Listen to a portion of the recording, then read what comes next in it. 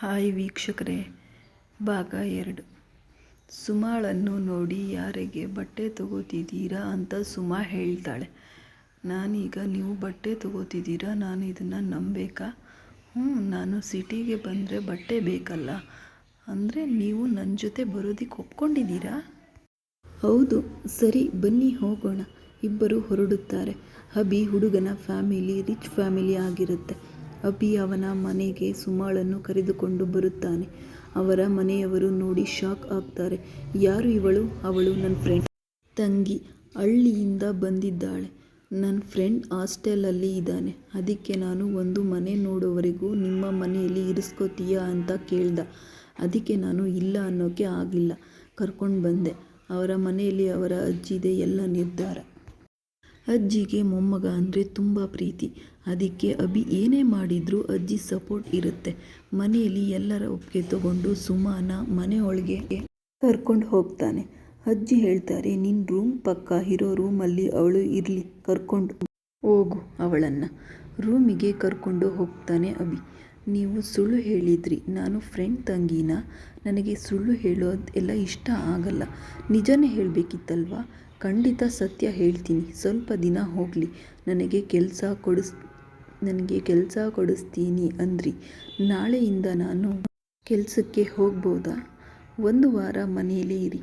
ನಾನು ಇವಾಗ ತಾನೇ ಕಾಲೇಜ್ ಮುಗಿದಿದೆ, ನಮ್ಮದೇ ಆಫೀಸ್ ಇದೆ. ನಾನು ಫಸ್ಟ್ ಅಲ್ಲಿಗೆ ಹೋಗ್ತೀನಿ, ಆಮೇಲೆ ನಮ್ಮ ಆಫೀಸ್ ಅಲ್ಲೇ ನಿಮಗೊಂದು ಕೆಲಸ ಖಂಡಿತ ಕೊಡಿಸ್ತೀನಿ.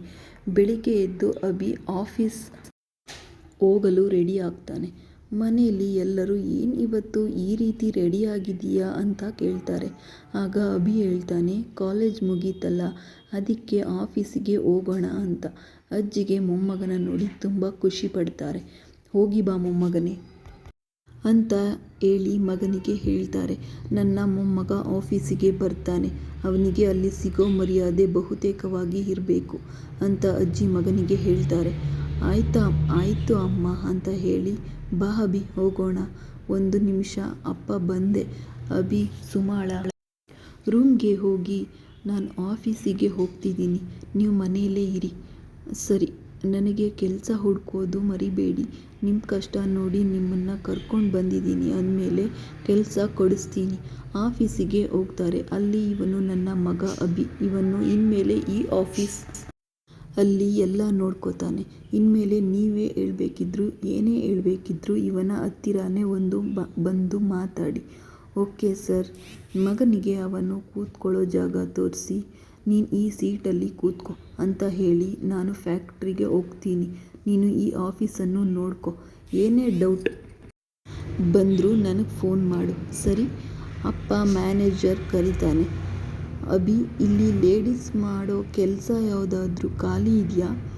ಸರ್, ಸಿಸ್ಟಮ್ ವರ್ಕಲ್ಲಿ ಯಾವುದೂ ಇಲ್ಲ. ಅಡುಗೆ ಮನೆ ಡಿಪಾರ್ಟ್ಮೆಂಟ್ ಅಲ್ಲಿ ಒಬ್ಬರು ಲೇಡಿ ಬೇಕಿತ್ತು ಸರ್.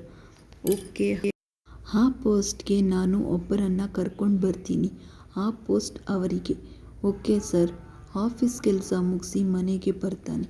ಮನೆಯವರೆಲ್ಲ ಹೇಗಿತ್ತೋ ಆಫೀಸ್ ಕೆಲಸ ಎಲ್ಲ ಆರಾಮಾಗಿತ್ತು ಅಂತ ಹೇಳಿ ಸುಮಾಳ ರೂಮಿಗೆ ಹೋಗಿ, ಸುಮಾ ಅವರೇ, ನಿಮಗೆ ಕೆಲಸ ಹುಡುಕಿ ಬಿಟ್ಟೆ. ನಿಜವಾಗ್ಲೂ ಏನು ಕೆಲಸ? ನಮ್ಮ ಆಫೀಸಲ್ಲೇ. ಅದನ್ನು ಕೇಳಿ ಸುಮಾ ಸಪ್ಪು ಮುಖ ಮಾಡ್ಕೋತಾಳೆ. ಯಾಕೆ, ಏನಾಯಿತು ನಿಮಗೆ? ಕೆಲಸ ಬೇಡವಾ? ಹೇಳಿ, ನಿಮ್ಮ ಹಳ್ಳಿ ನೆನಪಾಗ್ತಿದೆಯಾ? ಇಲ್ಲ, ನೀವು ಆಫೀಸಲ್ಲಿ ಕೆಲಸ ಅಂದ್ರಲ್ಲ, ಅದಕ್ಕೆ. ನನಗೆ ಓದು ಬರಹ ಬರಲ್ಲ ಅಂತ ನಿಮಗೂ ಗೊತ್ತಲ್ಲ, ಮತ್ತು ಆಫೀಸ್ ಅಂದರೆ ಅಲ್ಲಿ ನಾನು ಏನು ಕೆಲಸ ಮಾಡಲಿ? ಅಯ್ಯೋ ಅಷ್ಟೇನಾ? ನಿಮಗೆ ನಮ್ಮ ಆಫೀಸಲ್ಲಿ ಅಡುಗೆ ಮಾಡೋದು ಮಾಡ್ತೀರಾ ಅಲ್ಲ, ಆ ಕೆಲಸನೂ ಇದೆಯಾ? ಹ್ಞೂ ಸುಮಾ ಅವರೇ, ನಮ್ಮ ಆಫೀಸಲ್ಲಿ ಕೆಲಸ ಮಾಡೋರಿಗೆ ಅಲ್ಲೇ ಊಟದ ವ್ಯವಸ್ಥೆ ಇದೆ.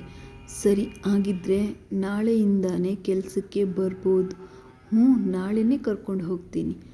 ಅಂದರೆ ಒಂದು ಮಾತು, ನಿಮಗೆ ಅಂತ ಬೇರೆ ಮನೆ ನೋಡಿದ್ದೀನಿ, ನೀವು ಅಲ್ಲಿ ಇರ್ತೀರಾ? ಯಾಕಂದರೆ ನಿಮಗೆ ಗೊತ್ತು, ಮನೆಯಲ್ಲಿ ಸುಳ್ಳು ಹೇಳಿದ್ದೀನಿ. ನೀವು ಇಲ್ಲಿದ್ದರೆ ಜಾಸ್ತಿ ದಿನ ವಿಷಯನ ಮುಚ್ಚಿಡೋಕ್ಕಾಗಲ್ಲ, ಅದಕ್ಕೆ ಈ ನಿರ್ಧಾರ ಮಾಡಿದೆ. ನೀವು ಹೆದರ್ಕೋಬೇಡಿ, ಅಲ್ಲಿ ನನ್ನ ಫ್ರೆಂಡ್ ಕೂಡ ಇರ್ತಾಳೆ, ನೀವು ಅವಳೊಟ್ಟಿಗೆ ಇರಬಹುದು. ಸರಿ ಆಯಿತು ಬನ್ನಿ ಊಟ ಮಾಡೋಣ ಅಂತ ಹೇಳಿ ಅಭಿ ಹೇಳಿ ಹೋಗ್ತಾನೆ. ಹೇಗೋ ನಾನು ಈ ಸಿಟಿಗೆ ಬಂದಿದ್ದಕ್ಕೆ ಒಂದು ಕೆಲಸ ಸಿಕ್ಕಿದೆ. ನನಗೆ ಒಳ್ಳೇದು ಮಾಡಿರೋ ಅಭಿ ಅವ್ರಿಗೆ ನಾನು ಋಣಿಯಾಗಿರಬೇಕು. ಬೆಳಿಗ್ಗೆ ಎದ್ದು ರೆಡಿ ಇರ್ತಾಳೆ ಸುಮ. ಅಜ್ಜಿ, ನನ್ನ ಫ್ರೆಂಡ್ ಫೋನ್ ಮಾಡಿದ್ದ, ನನ್ನ ತಂಗಿನ ಕರ್ಕೊಂಡು ಬಾ ಅಂತ. ಅವರನ್ನು ಬಿಟ್ಟು ನಾನು ಆಫೀಸಿಗೆ ಹೋಗ್ತೀನಿ. ಸರಿ ಹಾಗೆ ಮಾಡಪ್ಪ. ಸುಮಾ ಅವರೇ ಬನ್ನಿ ಹೋಗೋಣ.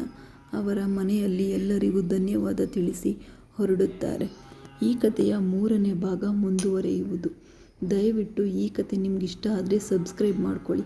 ನೀವು ಸಬ್ಸ್ಕ್ರೈಬ್ ಮಾಡಲಿಲ್ಲ ಅಂದರೆ ನಿಮಗೆ ಕತೆ 3 ಬರೋದಿಲ್ಲ. ನಿಮ್ಮ ಕತೆ ಇಷ್ಟ ಆದರೆ ದಯವಿಟ್ಟು ಸಬ್ಸ್ಕ್ರೈಬ್ ಮಾಡಿ. ಪ್ಲೀಸ್ ಸಪೋರ್ಟ್ ಮಾಡಿ.